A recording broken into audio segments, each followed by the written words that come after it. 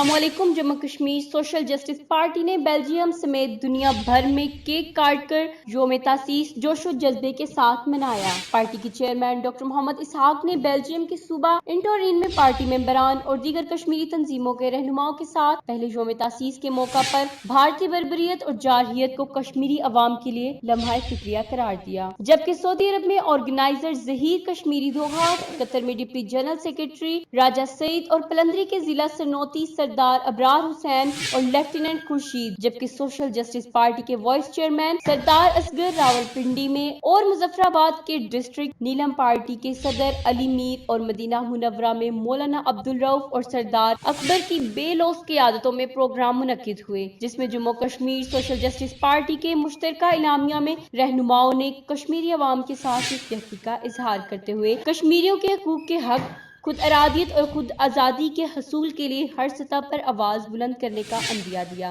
اور اس بات پر زور دیا کہ سوشل جسٹس پارٹی سیاسی، سماجی اور سفارتی سطح پر عالمی طاقتوں کے ذریعے مسئلہ کشمیر کی پائیدار حل کے لیے اپنی جدوجہد جاری رکھے گی۔ مزید تفصیلات جاننے کے لیے دیکھتے رہیے ORT۔